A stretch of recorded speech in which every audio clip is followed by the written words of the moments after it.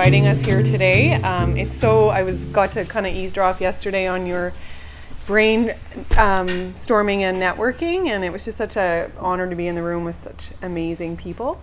I want to acknowledge Jared's family and the Coast Salish people, the Cowichan people, for allowing us to be in their amazing territory. I actually grew up here during my high school years in Cowichan, so it's always nice to come home. So haichka to them. I'm going to be reading a little bit today. I'm sorry. My parents, I was staying with them last night, and the house next door burnt down. It was so crazy. So I'm a little bit shaky. So if I'm reading, I'm sorry. I usually like to practice a couple times and make sure I'm present, but I will do my best. And then I will pass it over to two men that I have learned a ton with in the last 13 years. So it's just really great. And a new friend with the First Nations Health Authority. So really, the vibrant food communities that you guys create in your areas is kind of it's inspiring, it's creating social connections and building relationships. And that's kind of where this kind of came from. When Peter sent out the call for proposals, I was like, well, we should just chat about food. One aspect of my job with Island Health is creating cultural safety around food. And some people ask me what that means, like, what are you talking about? But I work with CR Fair in our area, which is the local food and agriculture hub. And we've been just working together to broaden that view, to ensure that we're talking about the waterways, we're talking about the forests, we're talking about the whole food system that gets interconnected. And so supporting our farmers, but then there's the Indigenous food champions that we want to acknowledge. So it's all today really about just learning from each other. So hopefully we have some time for dialogue and questions. Okay, so that's kind of why we're here today, to start that conversation. Just to set some context, when I started years ago, there's 617 First Nations in Canada. A third of them are in BC. We have 198 nations. So we're very unique in Canada when you look at that. There's 1,300 Aboriginal people living in BC. In comparison, Ontario, you always think Ontario is so big. They only have 126 nations. Nova Scotia has 13 and Saskatchewan has 70. So for us to have 198, it really creates uniqueness, but it also is about building relationships with each of those. Every nation's different. They have their own leadership, but they have their own elders and their own community structure. And from a health perspective or a government perspective, communities get funding through the amount of band members that they have. So if you are like one of my favorites, or Chianuk or Pacheedaht First Nation, they have 80 or 90 people in their community, compared to Cowichan, which has around 4,600, and that's our largest nation in BC, is the territory that we're in today. So just creating some very interesting ways of being. We also are very young. The Aboriginal communities that in Canada or in BC is around, the mean age is 28, where the rest of BC is 41. So really young population coming up. In Vancouver Island, we have 51 nations. I work with at least 9 of them in the South Vancouver Island area. And there's a large urban population. We have 5 friendship centers up and down the island as well. So a video I was going to show, I'm not sure how we are doing with technology, but if we get to show it, it's an amazing teaching about kind of Indigenous ways of knowing and Indigenous ways of being. And it highlights the elder Basil Ambers from Tahkees First Nation up in Fort Rupert. And he said, the Indigenous man doesn't look at the land as if it's his. He holds it in trust for future generations. And I think that we see a lot of different ways of viewing things, but Indigenous people look at the land as whole, and how do we keep it healthy for a long time. I don't think I'm in the room with people that don't look at it the same way. But again, creating reserves and those kinds of structures can change things. So before contact, this beautiful region was one of the most densely populated and richest food places on the planet. The Indigenous communities of this territory had thousands of years of intimate knowledge around food cultivation, resource management, and harvesting.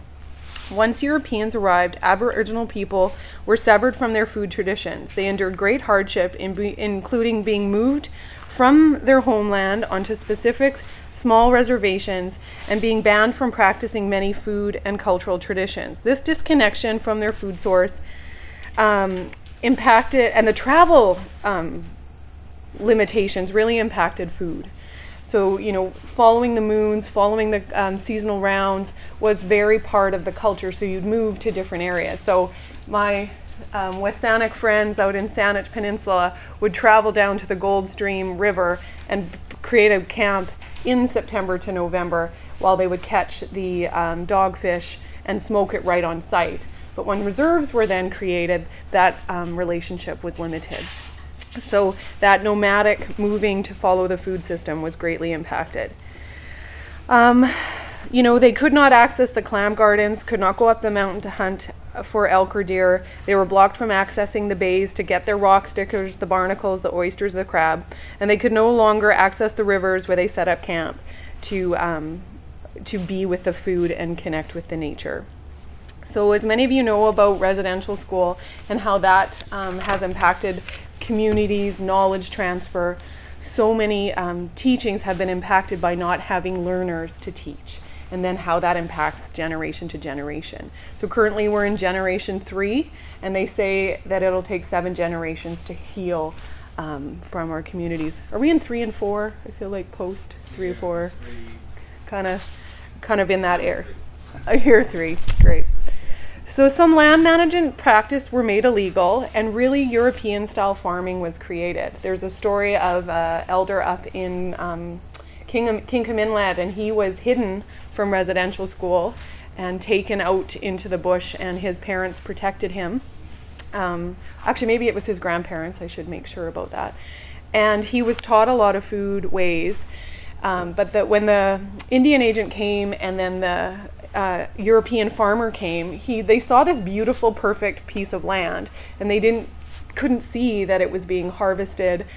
They just thought it was marsh, and they were like, this could be really good land. Because it wasn't the season when the women would be out tending those root gardens, they just took it over and fenced it, and those native root gardens were then taken over. And again, that idea of a fence is such a powerful keep out aspect. So we talk about on Vancouver Island that there's only 5% of the food for its residents, where what we really know that the Aboriginal communities have really 2 to 5% of the thousands of varieties of food that they had access. Currently I hear many things around salmon and the runs and where our fish are at, protecting wild fish. Then there's also huge excitement for more food programming and connecting through food. People want to find soapberries again, or try to get more soapberries planted, or how do they keep eelgrass protected and then also harvest. Sadness that there's no boat to travel to that beach that they can see, that they know is not contaminated, but where they're living at the moment it is contaminated and can't eat. Hunger, excitement when someone has a line on some ooligan grease. Frustration when Scotch broom or invasive blackberries are overpowering the native plants. Frustration with government and lack of monitoring, or lack of, this isn't my jurisdiction. Families wishing they had more food and food skills. However, even with all of the kind of struggles, I loved the title of this conference is Thrive. I would use resiliency. There's so much food knowledge that exists in the communities, and we're going to hear about that from the community members, that we just need the opportunities, and that's kind of why we're here today. So food will not die if one cooks them, was a quote I was looking at yesterday. So connecting to food, learning about food, and getting your hands on the food will help. There's so many cool programs. The Alaska Native Health are doing the Store Outside Your Door program, where they're creating videos with elders and youth. We've got Alachat program here in the Cowichan Territory, which Jared will talk about, and just the big acronym Vancouver Island Coastal Communities Indigenous Food Network is really trying to create a yearly conference where food champions can come together. And we do have a vendor day as part of that conference to kind of try and set the table that there is a market. I know Jared's going to get into this a little bit about trading and selling and bartering and profit, and how that fits in with cultural relationships. But much of the work, that is happening is based on relationships. Who are we? Are we connecting? Are we getting to know each other? Are we learning from each other? And then connecting to that land. So building that relationship here and realizing the food system that was here for generations. Collaborating, revitalizing, keeping it positive, having fun. And then just one of the biggest things is I'm so honored to meet such amazing knowledge keepers, and I brought some of the food resources that have been created in our territory, and the knowledge that communities are willing to share, and the vast skills is just something that I think we could keep fostering and growing. And then the other thing is, how do we improve access to traditional lands and territories? I know that there's been some talk of an Indigenous ALR, or just creating possibilities for foodways that aren't just agriculture. When you look at a First Nations like managed land, you won't see that it's managed. It's managed with such care and such tenderness that it isn't like the rows of plants. And so, I think, how many of you seen a cedar barked tree and it's just that one side and it's healing? You might see it up on here in a bit. It's a beautiful thing just to say, oh, someone's been here, So today we had some questions. Jared has them in his hand here. We just kind of were thinking about what are some of the opportunities to build working relationship between farmers market and local Indigenous food experts. What are the things that might limit engagement? What are some of the teachings from the Cowichan area? And we've got Keith here that works in the Sechot area in Port Alberni, that we can be more curious, ask some questions, and how do we start small, manageable, and building that. I know that and really why we were here is I've heard from 2 or 3 people that actually were selling product at markets, and things like, I didn't like her singing, it interrupted, so she got kind of scolded for her singing while she was preparing her medicine. And so not understanding that when you're connecting to the food or the medicine, you're bringing that life and that teaching to it. And another gentleman, it was a vendor day celebrating Aboriginal Day, and the other vendors complained that his drumming was very annoying. And so how do we build relationships if we don't have understanding in that connection? So I always end these cross-cultural talks with a quote from an elder, Bruce Miller, who's passed, from the Squamish Nation. In his movie, Teachings of a Tree People, he shares, "I never teach my children the same skill, because if I did, they would not need each other." So it's all about all of us working together because we all bring something magical to the table. And for me, it's just that the Indigenous people would be brought to the table and seen as amazing food partners. So thank you. I'll pass it over to Jared.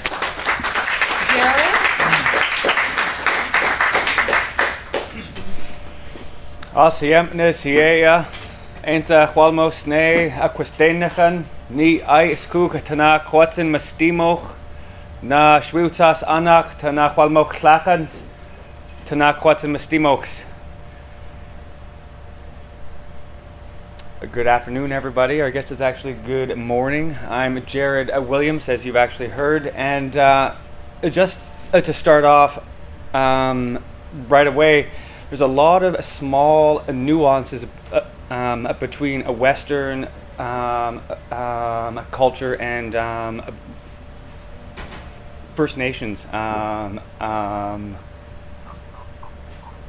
culture that actually are what's splitting a lot of this interest in the market. One example is that I'm here standing and I'm speaking, and I'm the youngest out of all of my speakers here. And if I was at home, I would be scolded because I'm not supposed to speak. Actually, probably before almost anybody in this room. So I'm trying to be sensitive to the differences in what's expected. One other example of that is how we speak. If you happen to be listening to me, I have a bit of a stutter, but I'm also speaking slowly. Within a First Nations society, the slower you speak, the more respect you have. Whereas usually within Western society, if you speak really slowly, everybody believes that you believe that they're a little bit slow. So there's always a little bit of difference there. So when you're speaking with an elder or with a potential vendor, slow down. Just ease it all out. Being in a rush, being eager to do something is good, but it can be seen as disrespectful. I've spent a lot of years, well, actually all of my years, having to listen to the elders, and it's not always good, but it's not always bad, about all the different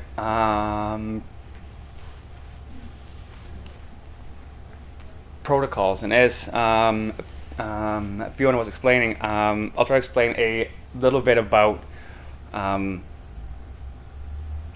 the difference between the harvesters in the First Nations view and the harvesters in the Western view. I spend a lot of hours out in the woods with my son, like all the hours I have extra, and we harvest stinging nettle, we harvest licorice root, we harvest burdock, we harvest all the stuff that you usually would just walk on by. And those items, we've been specifically taught that they have a value beyond the value of money. And I guess the best example is like a story that I shared earlier. If I was at the river with one of my nephews and he was to bring out a salmon, and he'd be really, really excited that, oh, look at this, uncle, I got a salmon. I'd say, oh, awesome. And he would probably run over to my uncle's house and say, here we go, we can eat this is good. Or he would start to catch 20 of them and then stick them in the smokehouse. And then if we had like an event at the big house, you could use it there. And then after the event, the speakers would acknowledge that this young man was the one that was able to bring the salmon for this event, and everybody would be happy that he'd brought it. But if I explain to my nephew that, oh, look at that sockeye, that's like $65, well, then he's going to ask me for $65, because he doesn't understand that the crab that he brings home is $10 a pound. Like, there's no understanding of that. When I go up the mountains and I get all my stinging nettles and I bring them home and I dry them, I get a list of elders that come to my house and specifically ask if I have any. Oh, there, nephew, do you have any stinging nettle? Do you have any licorice root? Do you have any of these things? And I say, oh yeah, here you go. And then they leave. I never ask for money, and they would never expect to hand me money, because the only reason that I even know about the nettles or the name of the nettles or when to harvest and what to harvest is because of them. But when I go to the community farm store, everybody there, everybody there happens to know me because I'm always teaching everything about all like the plants and stuff. But they say, "Oh, Jared, stinging nettles, $51 a pound when it's all the way dried and it's all the way, I think $51 a pound, like, that's a lot of money."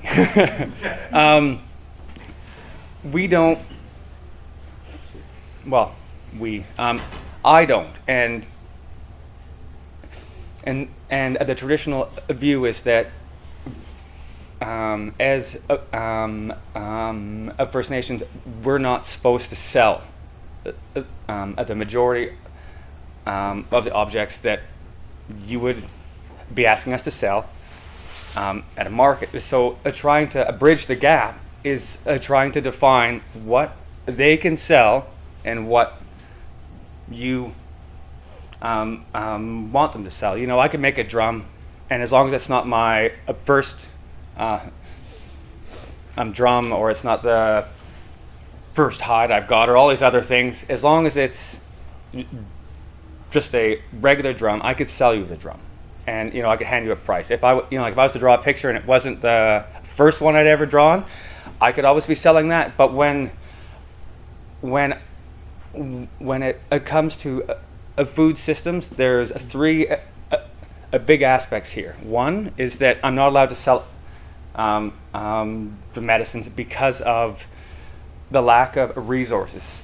The elders are absolutely terrified that if I was to teach you about wild ginger and all of its amazing benefits, that after you were to buy it off me, you were going to go in your backyard and you were going to look and you're going to get a giant bag of it, and now there's no more wild ginger left in the ecosystem because it's incredibly rare. But you don't understand that, and when you put a value on it, it starts to be treated as a commodity. The second is a cultural barriers, exactly as Fiona was explaining.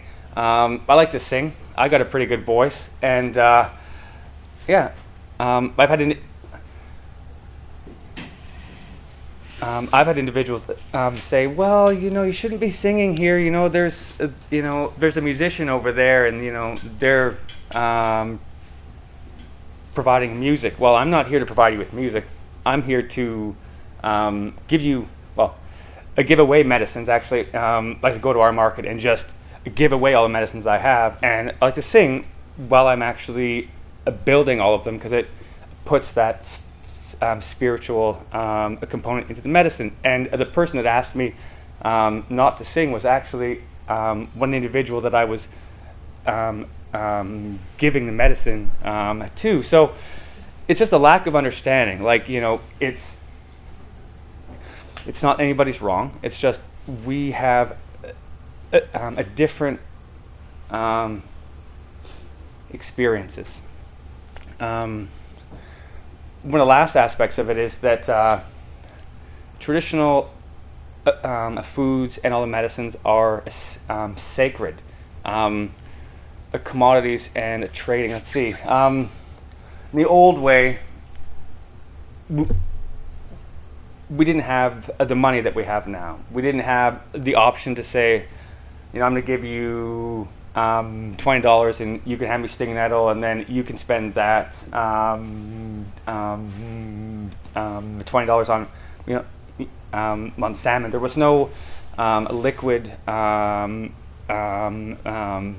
currency, and one of the most valuable currencies was the knowledge of what to harvest and when to harvest, especially within the realm of medicines. Certain families have been tasked with having to provide the medicines to the village. Now, if they give you that information, then that information is devalued.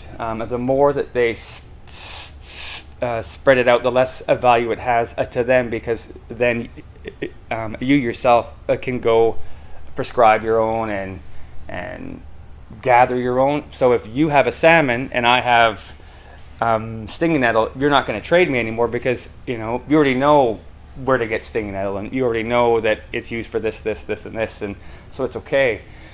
There's a lot of value on traditional knowledge, because that was how people survived. As you became an elder, you became the medicine a keeper, you were given a very sacred knowledge, because that knowledge is what would feed your family. It's what would get you a canoe. It's what would get you into the longhouse because you were that individual.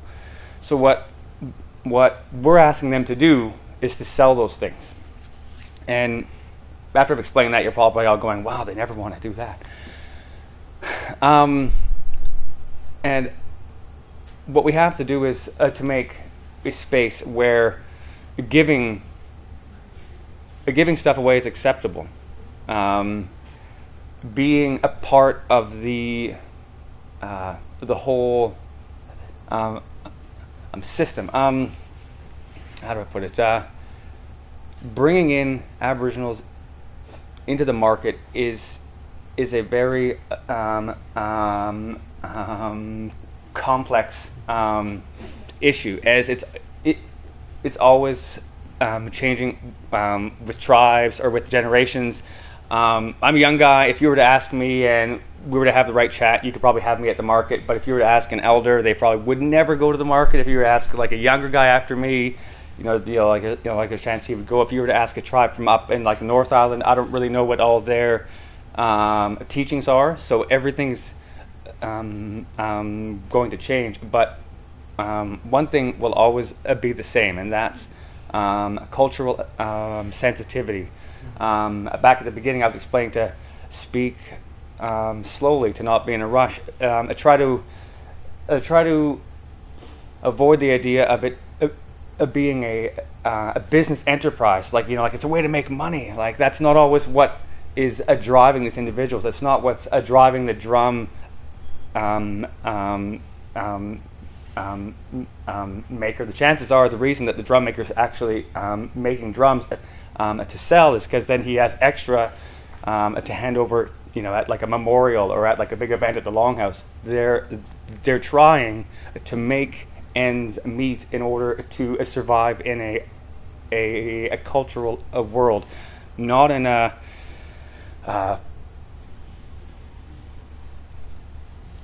Facebook or like an American dream style world. Their whole world is preparing for the next big event, the next memorial, the next naming, the next brush off, the next community event. So I really like what Fiona was explaining about Aboriginal Day. Actually, they do that here at the market. They bring in Aboriginal vendors specifically for Aboriginal Day, which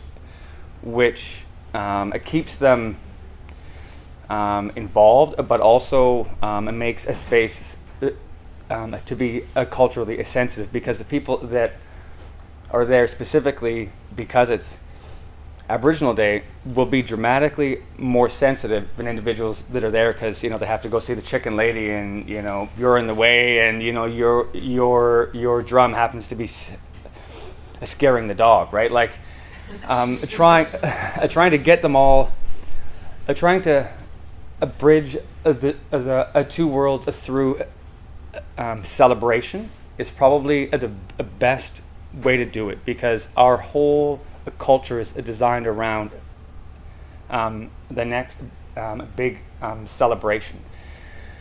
And I could probably go on about that one. But moving on, one of the barriers that I see, and this is just here, is that there's no a community outreach. Like I live in the Cowichan Valley, and I read the tribal newsletter. I don't read anything else. I just happen to read. It's actually my wife that reads the newsletter and says, "Oh, hey, did you see this?" But there's never been an ad in there, about like a booth at the market. And I know 3 vendors that's set up about 5 blocks away from the market that are on reserve, that are probably not aware that it'd be easy just to go over there to join the market. There's always this idea that the market, or at least in First Nations perspective is rather exclusive, right? You have these high-end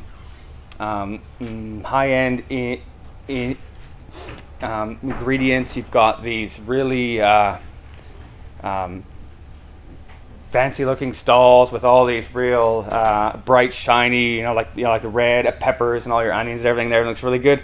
And the guy that's selling the drums out on the other side of like the tracks, it doesn't really feel like he has a space there. So trying to reach them through newsletters or through social media and explaining that these stalls, they're not hundreds of dollars each. Like you don't have to get on a waiting list. That he is welcome there. I think that's a big issue. Is that there's nobody in inviting these individuals. As an example, if I was to have a memorial, which is a huge event, I would have to go to the house of every one of the elders that I was expecting to be at the event. I would have to bring a blanket. I would have to bring a tea, and I would have to be expecting to spend at least an hour asking them, would you please be at our event? These are the reasons I would like you to be there. These are the reasons why you should be there. These are the offerings I have to give you. And then they'll say maybe. And yeah, they probably would show up. But that's the traditional way of inviting anybody to any event. Whereas in Western society, you just have a big sign. Hey, we're having a market. Everybody, come on down. Well, that doesn't really relate. Like, there's another example. If I was to be asking an elder about like a medicine, I'm not allowed to just ask him on an email or to give him a call. I have to go to his house. I have to bring an offering, and I have to ask him, and I have to expect that he's going to say no, or that he's going to say, "Oh, you're asking about stinging nettle? Let's have a 3-hour chat on seafood," right? Because that's what he wants me to know. It's not about me, and it's not about us. It always has to be about them. That's the big thing here, is that the respect of their position within the tribe. If I was to go ask a younger individual, well, it's obviously a lot different. They would be the ones that would have to be respecting the other way. If I was asked, a younger individual to be at the memorial, I would just tell them. I would still have to go to their house, but I wouldn't have to bring a blanket. I wouldn't have to bring tea. I would just have to go explain to them and ask them to be at the event. But the majority of the cultural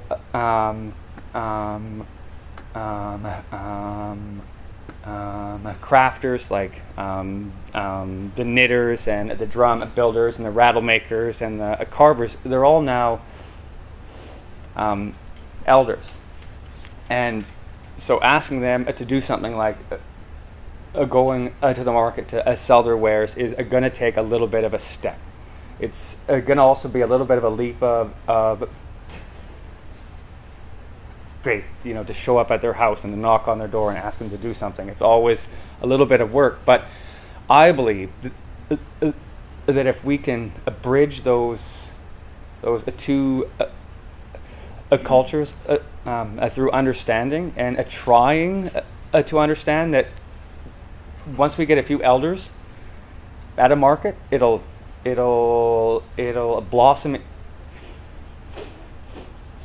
into so much more, because once those elders know that the barriers are broken down and that there is a cultural sensitivity and that the organizers are being respectful and that everything is happening in a good way, then they'll start to bring their children or the other community members into play. And we can start building connections that have been severed for hundreds of years by individuals that aren't in the room. We're not responsible for these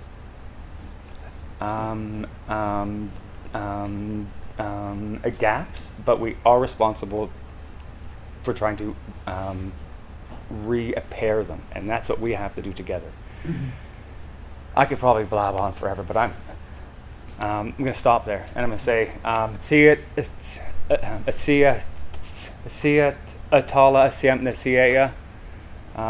thank you, everybody, because by being here, we're obviously on the right track. That's good.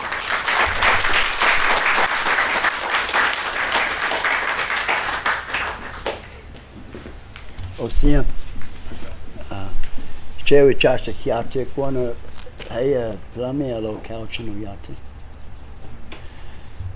Want to thank his ancestors for looking over us today. My name's Kiatuk, and I'm acknowledging that I'm thankful to the Cowichan people and your elders. I apologize, Jared.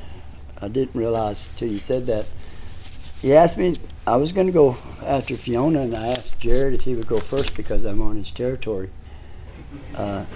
He told me that I'm an old guy, I'm supposed to go first. I meant no disrespect by that.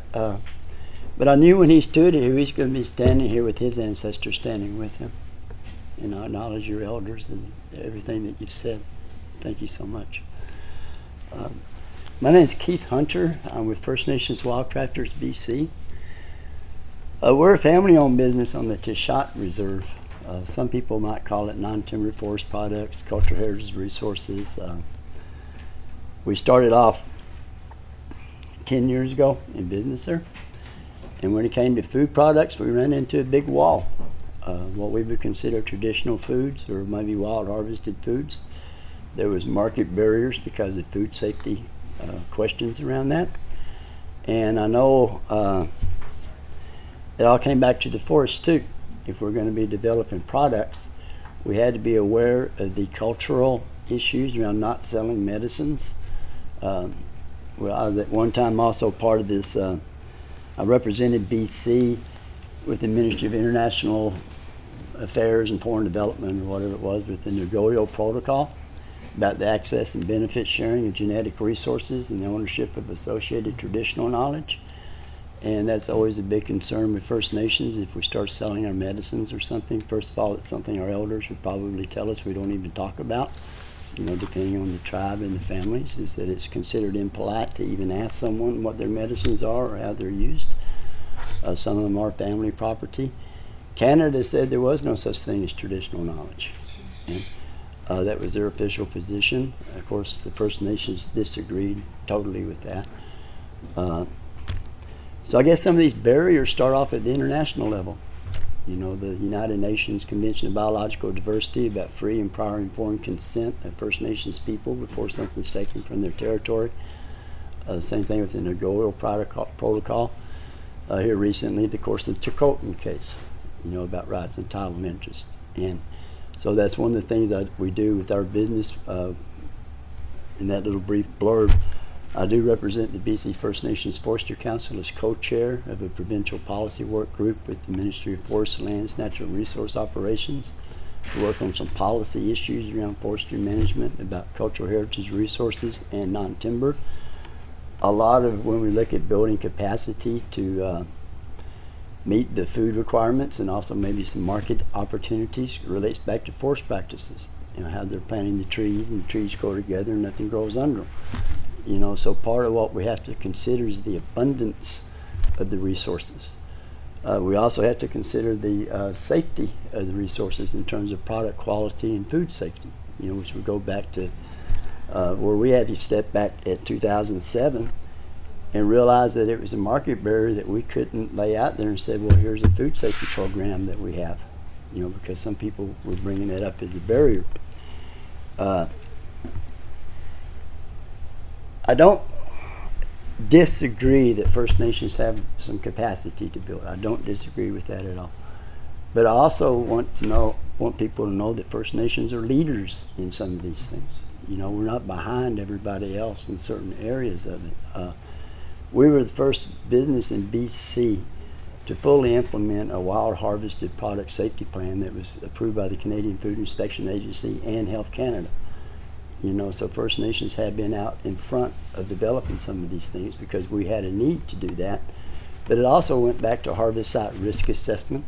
How do we know that where we're harvesting things from or growing them is a safe environment for that food or the medicines to grow in, which goes back to forestry management. We became involved with the Canadian Herb Spice Natural Health Product Coalition in 2007. There are 19 on-farm food safety programs in Canada that's recognized by the Canadian Food Inspection Agency and Health Canada. Ours is the only one that includes wild harvested products. You know, that makes us different than like the GAPS or some of the other programs that are there.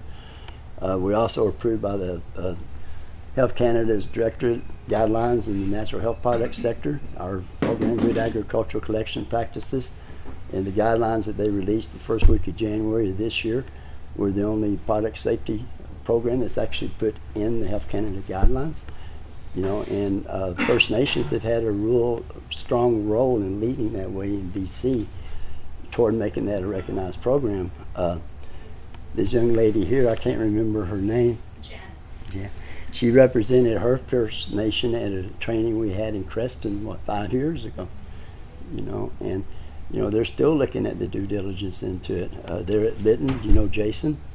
By any chance? Jason Robertson? Yes.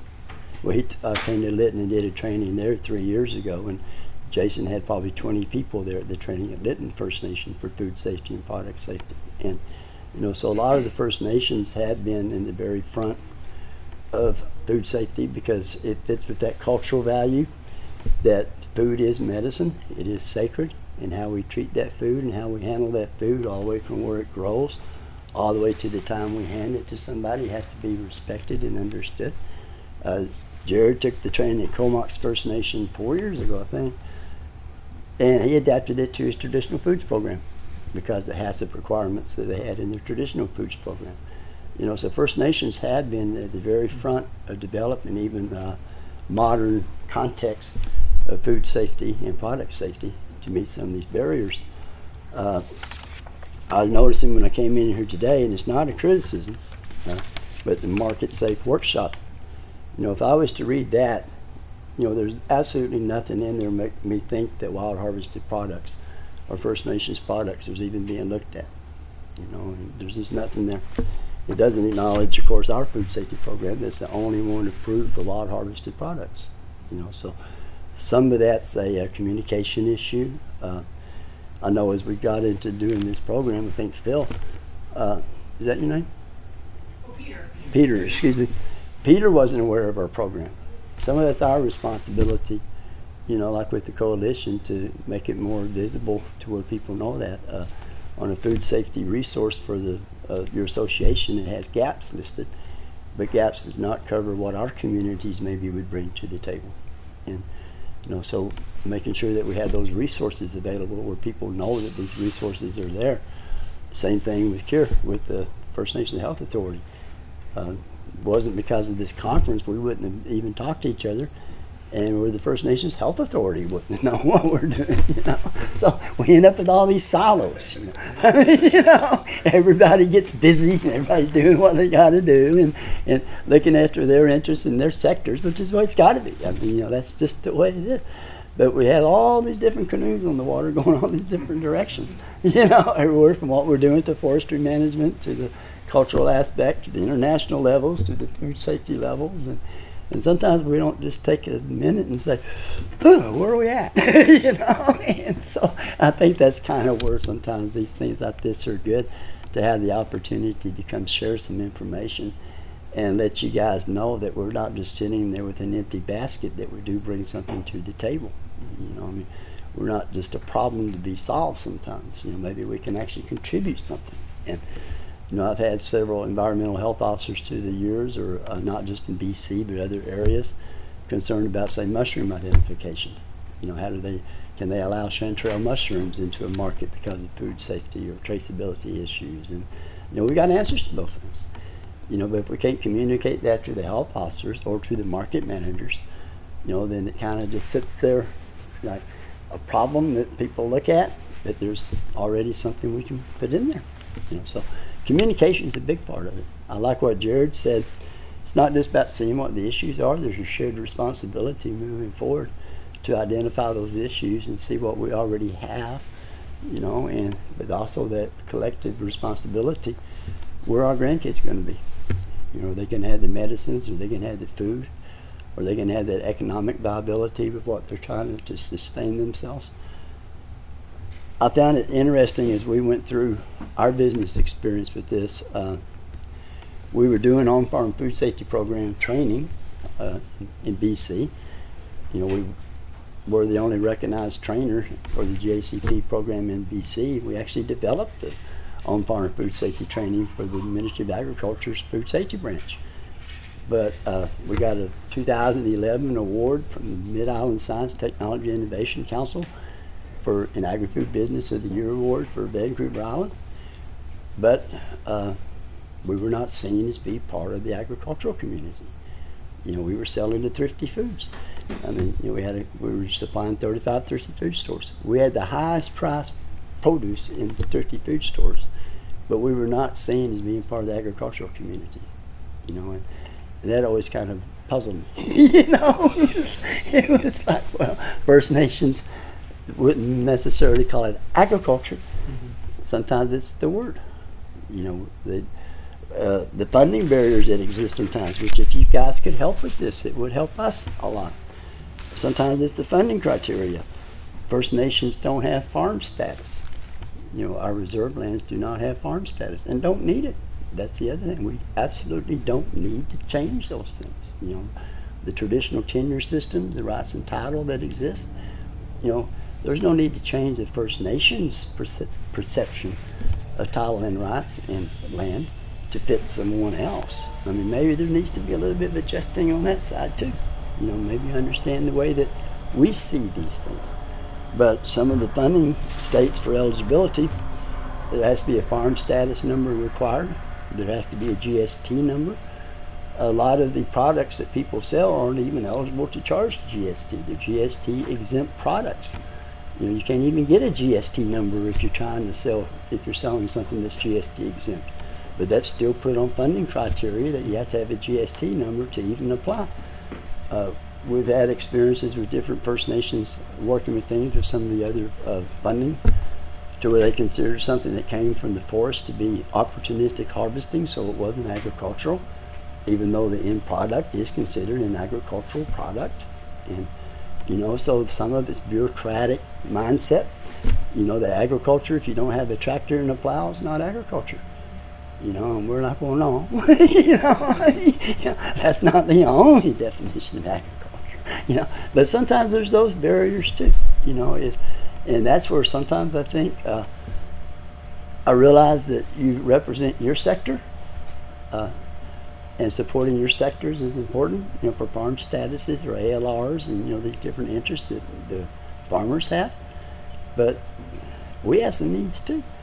You know, if we could somehow get some support from these different industry sectors to help us with some of the moving forward we need to do, and make it a lot easier sometimes to where whenever we do end up coming together collectively as a market for local food security, branding BC products where the consumers can have confidence that all of us that are coming to the table to sell food have done our due diligence and have a responsible, auditable program in place if it needs to be. You know, these are things I think sometimes a cross-sector collaboration can move forward in. You know, that whether we ever sell something at a farmer's market or not, I think it helps build up that whole confidence in what we're all trying to work toward. Because I do think that in the training I do, we have a lot of small-scale farmers, organic producers. We also have Wildcrafters. We have natural health product people. My experience of all the ones we've done, it's a way of life we're trying to support. You know, everyone has a quality of life. Everyone has passion for what they're doing. It's something that people wouldn't do if they didn't have that passion, because I don't think anyone here that works with agriculture is beneath the illusion we're going to cash in a Cinderella crop tomorrow and be equivalent to winning the lottery. None of us that have actually been with our feet on the ground trying to do these things believe that's going to happen. If you do, I guess there's always next year whenever it don't rain. So I think the climate's going to keep us all a bit humble with our economic expectations. But there are certain things I believe that we can do together, that would respect each other's way of life and passion, because it is passion. It is that quality of life we're all trying to strive for ourselves and for our next generations. And so I guess I don't want to just to touch on some things that I've heard around the province and the training with farmers markets rules that maybe could be looked at. And I don't want you to change your whole rules just because of what I'm saying, but these are just some things I've heard. Just for an example of the percentage of items belonging to the producer. A lot of times First Nations people approach things as families.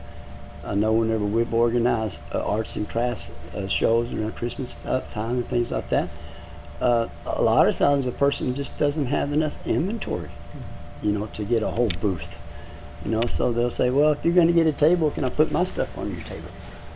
So it's more of a family effort like that, and with that extended family and that relationship context that First Nations come from, I couldn't tell my nephew that, well, no, that's your jar of jam.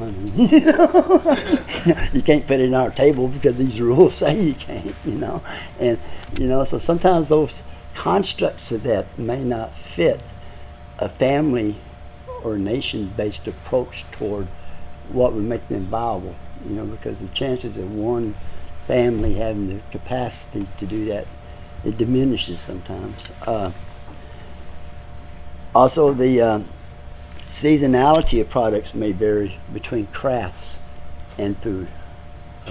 During cedar bark season, for an example, someone that may be interested in vending may have more of a craft representation of what they actually have to sell, as compared to like later on in the season where it might be food.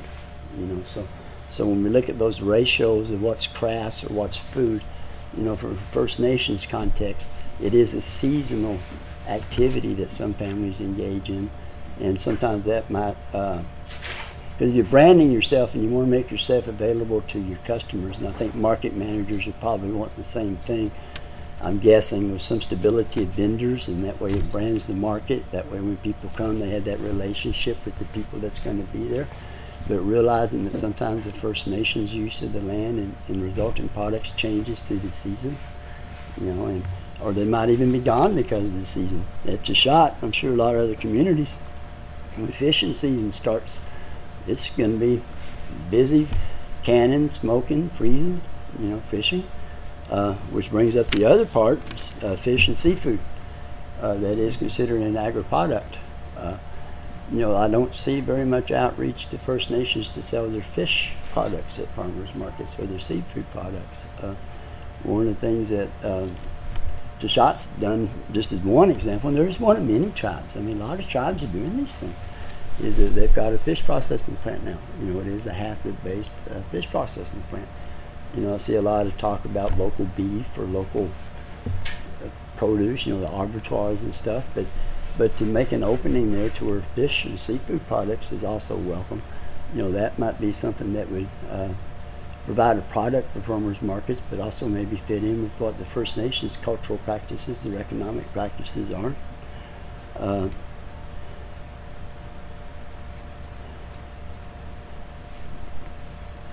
And of course, marketing capacity. What I mean by that, all producers, I think farms, everybody has a certain capacity that you can handle. Not all of us are going to be able to supply Costco, or even want to maybe, So whatever fits that capacity, or whatever it is that fits that community and the infrastructure. I know whenever I was on for a while I was on the Investment Agriculture Foundation's Agriforestry Management Committee, and I was one of the voting members of it. And when we'd get funding applications, that was always the first question I was asked is, what is the community's infrastructure? And because I know from doing what we were doing, what building do you even have to work with, and whether or not there's a building there, it starts from the ground up, building that capacity, as to what you can actually produce at what scale.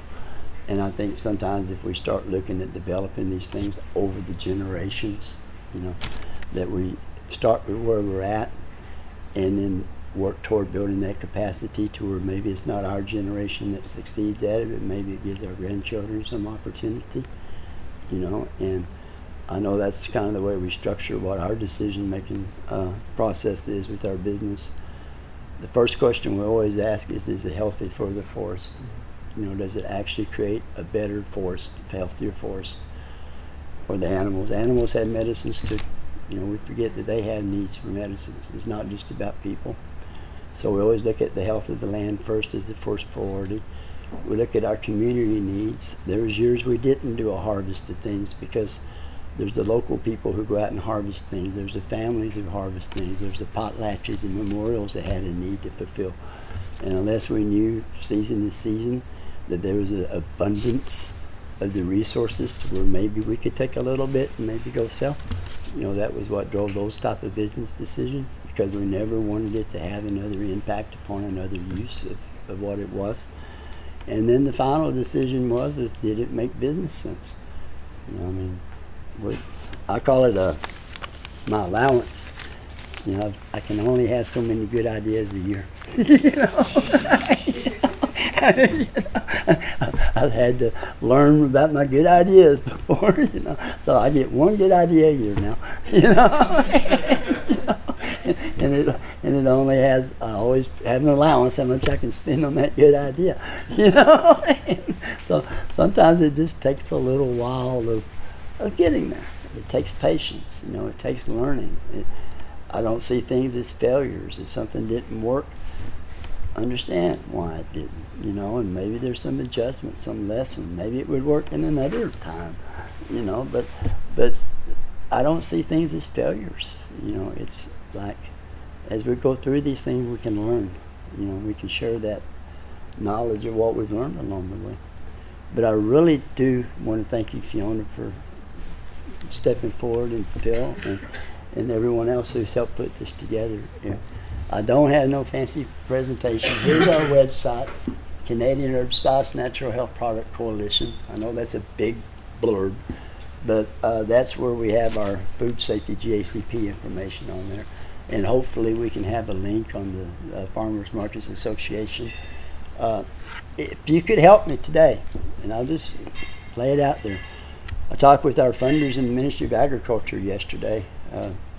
We have two sources of funding. One's through ARCOR, and that's why I got these gray hairs sometimes. Nothing against ARCOR, but that is one funding source. The other one was funded directly from the ministry on. So we had two different funding sources for the food safety training. A couple of years ago, we had an opportunity to maybe come present at one of your farmers markets associations. I didn't accept that opportunity because of the chicken and the egg.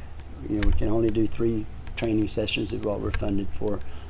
I didn't want to go out and say, okay, well, we had this food safety program, and then have 20 people say, well, we want to have it, and I'm like, well, we can't do it. But we also have to establish the need to get more funding. And so ever since this has come up, I've been talking with some of our funding people.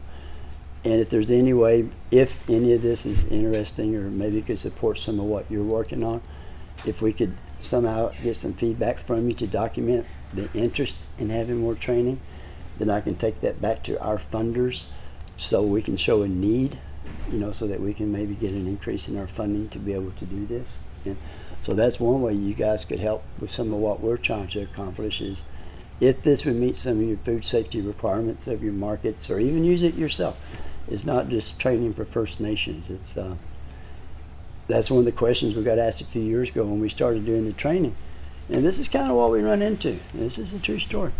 I got asked, well, there was some concern within government that if they gave the funding to a First Nations business to provide training for non-First Nations people, if that would be a barrier to people taking the training. And I was like, well, you give funding to non-First Nations people to do training for First Nations people. I mean, you know, where's this concern coming from? You know? Oh, well, we didn't mean it that way. You know? And I'm like, well, I don't know how else to take it, you know. So some of what we've been doing by stepping out, and it is because a lot of the First Nations people taking the lead in this. Like I said, from Creston to Cowichan, you know, I mean, there's several, Lytton. There's also a lot of organic farmers and small-scale production people have taken this training, that's used it, you know, in what they're doing. It's not just First Nations people that's doing it. And so collectively, we're moving that envelope on food safety and things. Our program covers 4,000 different plant species. It's the only one that includes wild harvested, everywhere from cultivation through harvesting to post-harvest production, processing. It's also the only one that includes ethics. You know, we really get into ethical practices in this training. So we're the only on-farm food safety program in Canada that covers wild harvested, cultivated, wild, and ethical practices, you know. And so it's a unique program. We need to market it better. But if that's something you guys could help with, is maybe support the need for more training, I can take that back to our funders and, you know, say, well, we have an interest from the farmers markets managers, because I think if you have to have a food safety program on premises, that whole value chain, that integrated management, do the producers come and have a food safety program in place, you know? And, you know, some of it, rather than being based on regulation, maybe it's just a market influence. You know, how do we encourage people to look at those practices and things and what they're doing? You know, just because the consumer expects us to. You know, that's part. We looked at that as a moral issue. You know, we had the moral obligation as somebody in the food industry to be able to show that we've done our due diligence, but it also fit our cultural values. But anyway, thank you so much for everything you've done. Shoot.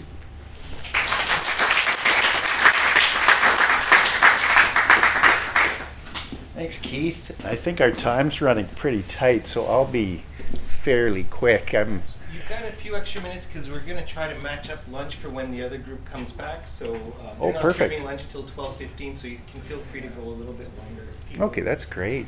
So I'm an environmental health officer with First Nations Health Authority, and I don't know if many people know much about what's happening in BC with First Nations Health Authority. It's a unique new model of health delivery in Canada. Usually Health Canada used to be the agency, a federal agency that would be partnering with our bands to deliver environmental health services, so drinking water safety, food safety, that sort of thing.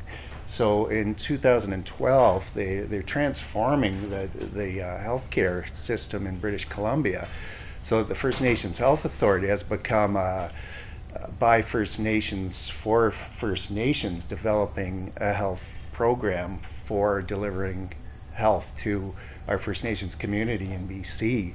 So I'm part of that transformation, and I actually left 20 years of working with Island Health to take an opportunity to move into this new dynamic model. I just saw it as a real opportunity to get involved with First Nations. For one thing, I grew up in Toronto. I'm a suburban kid from Toronto. I did not interact with First Nations culture throughout my life, so I'm learning, and I'm looking forward to learning a lot more. I learn every time I hear one of these gentlemen speak, every time I meet someone from the communities. I learn every day.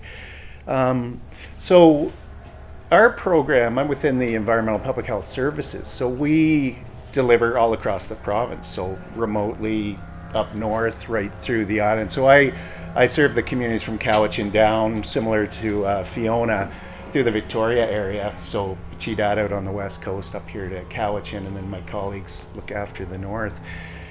It's a little bit of a different model. Like if you say barriers, you know, if I said, do you ever see a health inspector as a barrier to your markets or your market practices, I think a few hands might go up. So I think from the get-go, we're often viewed as a barrier. Government's not exactly leading the charge on technology or marketing or food production. You guys are. And I can just feel the buzz of energy from the opening ceremonies this morning. Like, there's a lot of innovation and energy that comes with your groups, and it's awesome. And government somewhere about 15, 20 paces, maybe a quarter mile back behind, trying to figure out what you guys are doing next and how do we apply our rules. Like if Jared was to come to me to say, oh, I'm going to be selling some of my, I'm thinking about vending some wind-dried salmon at your market this weekend, I'd be just like, wind-dried salmon. It just doesn't fit the model of my education on food safety, but it does. You can apply it. The principles are the same, but you have to have the open mind in order to enter into that discussion. So I think the relationships, and I don't know traditional First Nations food, but I'm excited to learn about it. I'm hoping to learn from you, talk to you a lot more and find out more about it, because part of my role as an environmental health officer is to be an advisor, a consultant on food safety. So if I don't know what those foods are, I'm worthless to be an assist. So I have to get the trust and the partnerships with my bands so that I can start to, get involved and lend the eye that I can to their events and food safety. So our work is really building those relationships and going in with open minds and learning and then working together with our First Nations. It's a little bit of a different role than probably some of the health officers, and I was one. We were regulators. So we had the public health, the BC Public Health Act, and we had the food premise regulation, and it has these very black and white yes and no phrases. And then there's the guidelines for temporary food markets. So again, it's a document that's guiding and it's shaping my decision-making power as a health officer as to what I'm going to do.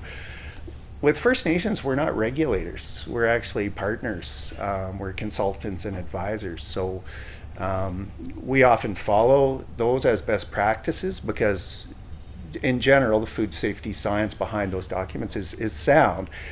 But you have to be flexible with it. So I think part of the barriers that I see is, for us as we're kind of the messengers of food safety. We need to get the dialogues going with our bands, and then we also are the connection to the markets. And hopefully, like you said, you're reading community media that's within your community, and I'm not even aware of full well we should be advertising in that. That's what people are reading. So the gaps. So part of what I can do or help with, I think, is to be a liaison between parties and help to fill some of those gaps. Another barrier, like I mentioned, it's we need to have an understanding of traditional foods and traditional food preparations. Pit cooks, again, it's something that would make most health inspectors' eyes bulge. It's like, how does that work? How do you do that safely? Why do you cook it in the dirt?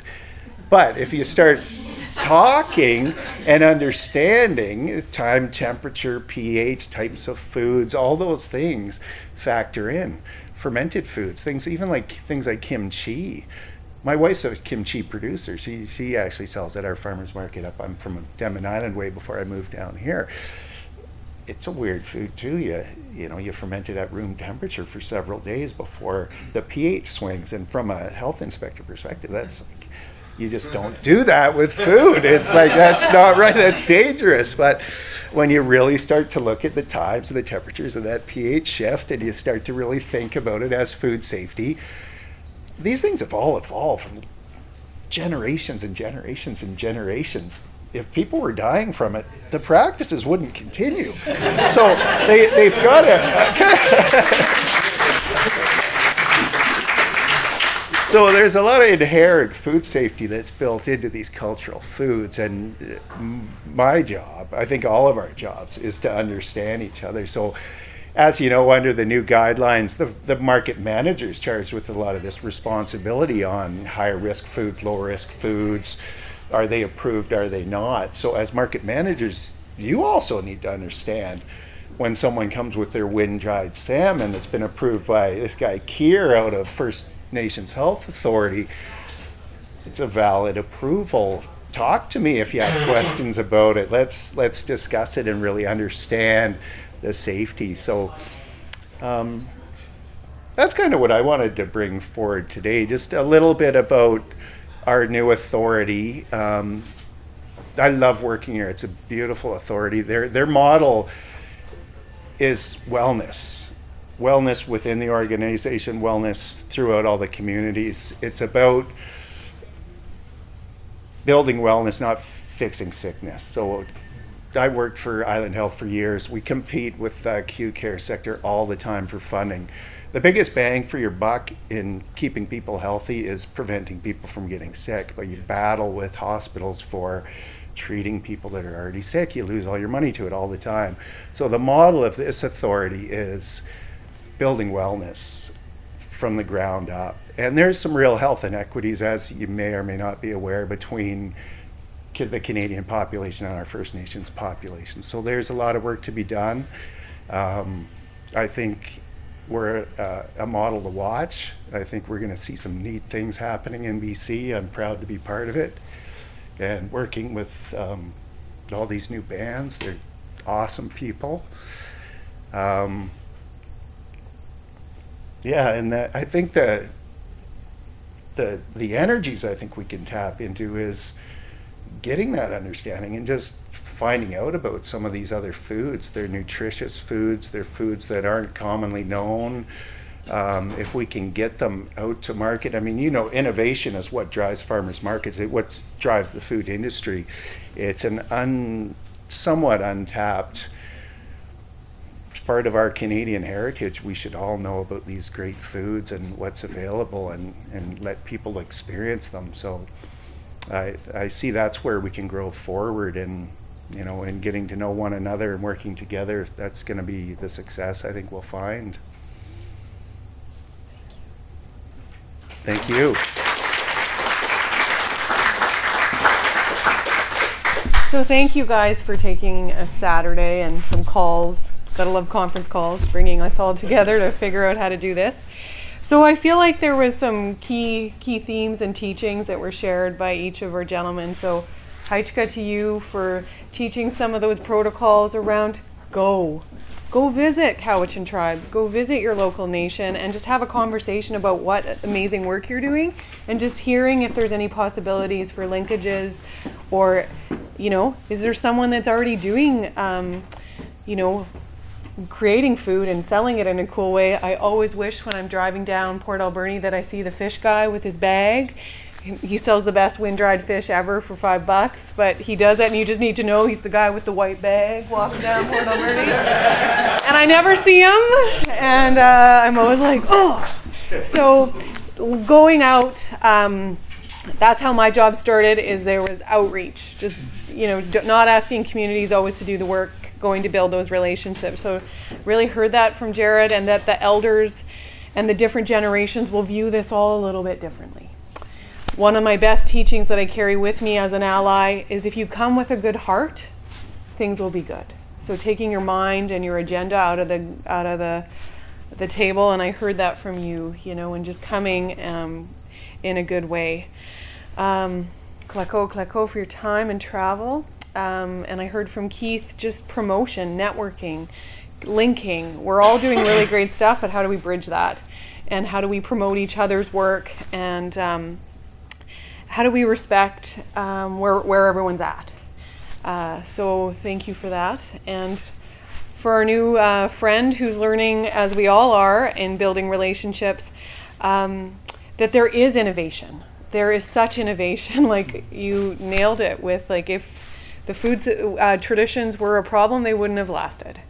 And how amazing to have a pit cook or a salmon barbecue, and those are some of the things that I've had a lot of opportunity with, or plants or medicine, but you've also got whatever that vendor feels as cultural teachings that they want to share at that moment. So you've got this food along with a connection to the land, the spirit, and the people of the territory that's hosting that vendor. Haichka, for your time, and thank you for having us here.